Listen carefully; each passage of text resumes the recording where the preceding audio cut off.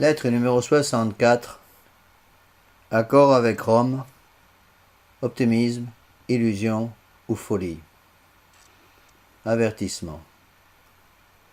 Le sujet abordé par cette lettre est de la plus haute importance, mais doit être traité avec prudence, car il touche à la vertu théologale de foi, laquelle va nous donner des lumières pour essayer d'y voir un peu clair dans la situation de plus en plus tendue entre Rome et la tradition catholique. En fait, rien n'est changé depuis les premiers problèmes de Monseigneur Lefebvre avec la Rome moderniste déjà en place autour des années 76. Le 4 février 2009, le secrétaire d'État du Vatican précisait bien les choses. Une totale acceptation du Concile Vatican II du magistère des papes Jean XXIII, Paul VI, Jean-Paul II, Jean-Paul Ier, Jean-Paul II, Benoît XVI et maintenant François est une condition indispensable pour la reconnaissance future de la tradition. Monseigneur Lefebvre nous avait déjà averti le 30 juin 1988. Il est clair que pour le Vatican, la seule vérité qui existe aujourd'hui est celle du Concile Vatican II.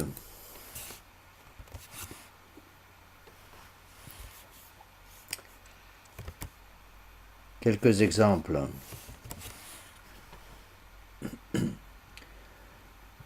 Partons de deux simples exemples.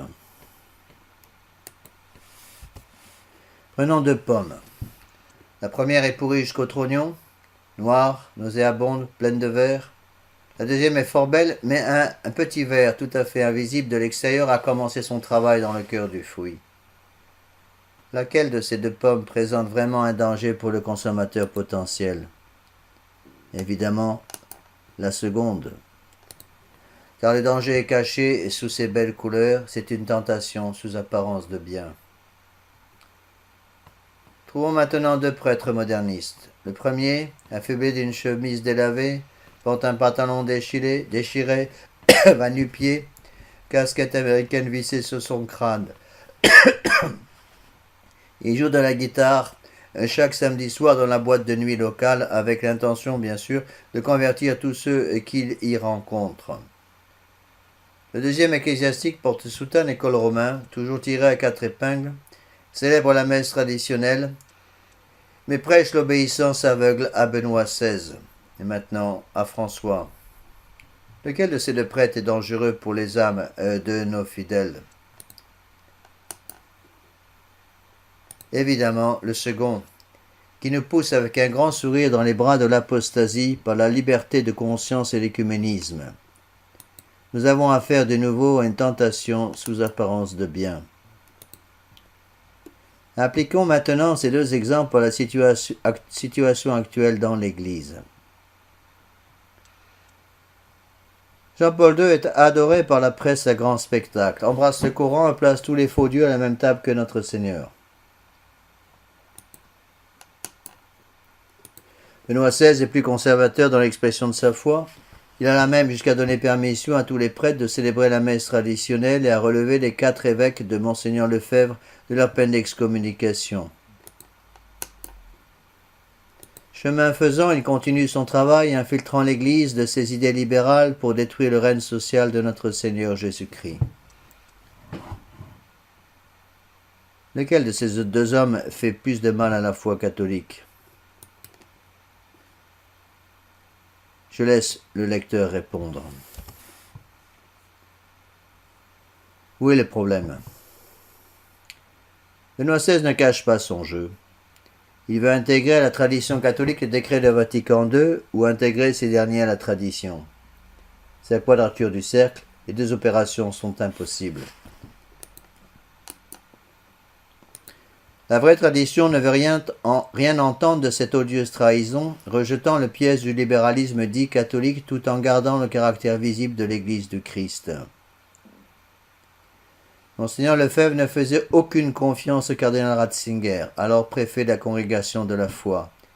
Il alla jusqu'à le traiter d'hérétique quelques jours avant sa mort, le 25 mars 1991, au cours d'une conférence spirituelle donnée à ses séminaristes d'Écône le 9 février 1991. Pour lui, le cardinal Ratzinger ne croyait plus ni au dogme ni au caractère objectif de la vérité. Rien n'a changé depuis. Le cardinal Ratzinger est devenu Benoît XVI, mais n'a perdu aucun de ses principes modernistes et subjectivistes.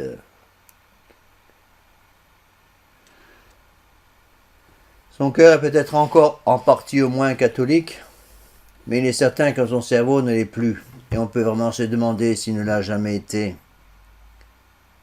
Examinons deux de ses importantes prises de position récentes. Le motu proprio. Juillet 2007. Benoît XVI permet à tous les prêtres d'offrir la messe traditionnelle, d'utiliser les rituels traditionnels des sacrements. Et précisons tout de suite trois choses. Premièrement, le prêtre catholique n'a aucunement besoin de la permission des autorités romaines pour offrir la messe traditionnelle, laquelle appartient à l'Église et non au Saint-Siège. Si un prêtre commettait l'erreur de demander une telle permission, il donnerait à son supérieur le pouvoir de répondre par la négative. Benoît XVI n'a jamais offert publiquement la messe traditionnelle, mais seulement le rite bâtard de 1969. Dans la pratique, la presque totalité des évêques refusent l'application du motu proprio. Benoît XVI, qui est loin d'être un imbécile, ne pouvait ignorer que ses propres évêques se refuseraient à toute coopération, car ils sont très opposés à tout retour à la tradition. La levée des excommunications. Janvier 2009. Benoît XVI annule les effets du décret des soi-disant excommunications contre Monseigneur Lefebvre, Monseigneur de Castromayor et les 4 évêques consacrés par eux le 30 juin 1988, en évitant soigneusement de déclarer l'invalidité de ces excommunications. Précisons de nouveau quelques détails importants. Monseigneur Lefebvre a toujours considéré ces excommunications comme invalides, et ce jusqu'à son dernier souffle en mars 1991. Si l'on reconnaissait la validité du décret d'excommunication fulminé sous Jean-Paul II, on serait alors obligé de reconnaître Monseigneur Lefebvre comme vraiment excommunié, lui et toute la tradition qu'il a suivie pendant ces longues années. Benoît XVI a annulé une excommunication qui n'existait pas. Devrions-nous remercier un pompier plein de zèle qui aurait déversé plusieurs milliers de litres d'eau sur le toit d'une maison alors qu'il n'y avait pas de feu? Cette excommunication fut en fait une véritable bénédiction. Elle était pour la tradition catholique comme une bénédiction et qui nous a protégés de la contamination moderniste. Il faudrait prier pour être excommunié de nouveau par la Rome moderniste. Devrions-nous pleurer ou nous réjouir?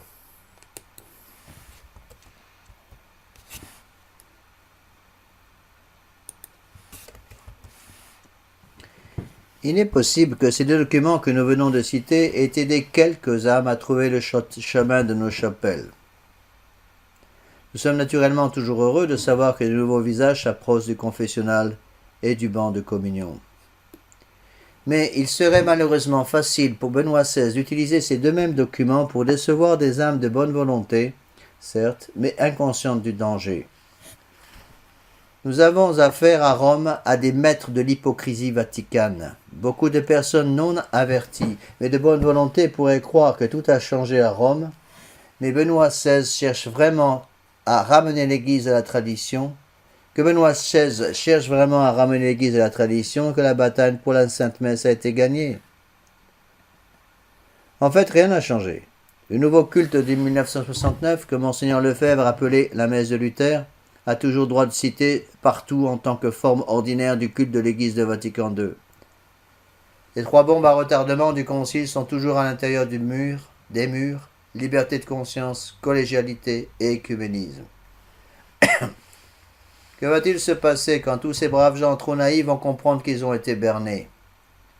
Les Te Deum et les grandes cérémonies d'action de grâce vont vite laisser place aux pleurs et aux gémissements. Regardons derrière nous. La liste des congrégations religieuses qui se sont fait trompé par le saint pape Benoît, s'allonge de jour en jour. Quel sera le dernier nom sur cette liste noire déjà bien longue? Il est temps de se réveiller et de sortir du rêve. Le meilleur moyen de détruire une œuvre est de la diviser. Il faut bien reconnaître que Benoît XVI a réussi à diviser profondément les troupes de la tradition et les racines de cette division seront là pour longtemps. Conclusion. Humainement parlant, le futur paraît bien sombre, mais Dieu a promis que les portes de l'enfer ne prévaudraient point contre son Église. Il faut donc plus que jamais se serrer les coudes pour prier, étudier et protéger le dernier carré des soldats qui ne veulent pas apostasier.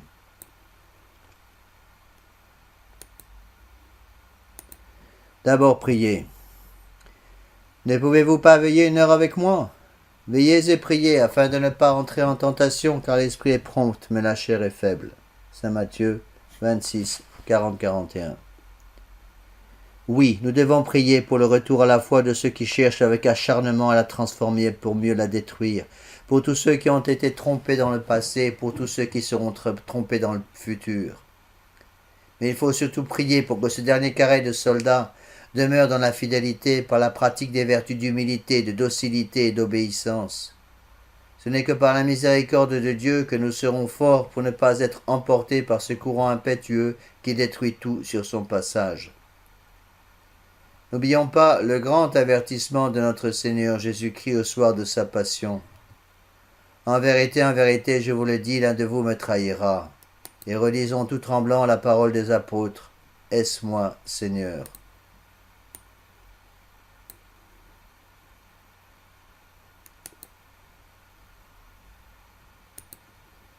Puis étudier. Celui qui veut la paix, qui prépare la guerre. C'est la doctrine qui est attaquée. C'est donc la doctrine qu'il faut étudier et protéger. Il nous faut étudier notre foi catholique. Il ne suffit pas de la connaître pour la comprendre, il faut surtout l'aimer. Comment pouvons-nous aimer quelque chose ou quelqu'un que nous ne connaissons pas? Le strict minimum serait d'étudier une demi-heure par semaine. D'abord, un bon catéchisme, celui du Concile de Trente, de Saint Pie X, les grands actes du magistère traditionnel de l'Église, pour défendre le règne social de notre Seigneur Jésus-Christ, Pie XI, Quas Primas, pour lutter contre les grandes erreurs modernes, la liberté de conscience, Pie IX, Quanta Cura, l'écuménisme, Pie XI, Mortalium Animos, le modernisme, Saint Pie X, Pascendi, l'esprit démocratique, Saint Pie X, notre charge apostolique. Il est capital de bien connaître le syllabus de Pie IX, celui de Saint Pie X, Lamentabili, et celui de Pie XII, Humani Generis. 2 livres essentiels de Monseigneur Lefebvre. Ils l'ont découronné et c'est moi l'accusé qui devrait vous juger. Enfin, protéger le dernier carré des soldats fidèles.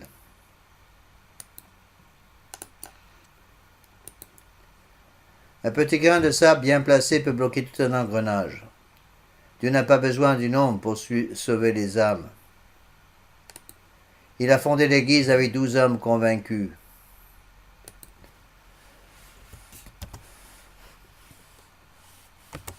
Il vaut mieux un petit nombre de bons soldats qu'un grand nombre de tièdes.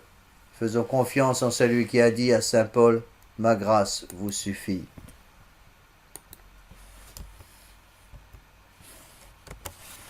Tout dévoué à notre Seigneur Jésus-Christ et sa très sainte mère.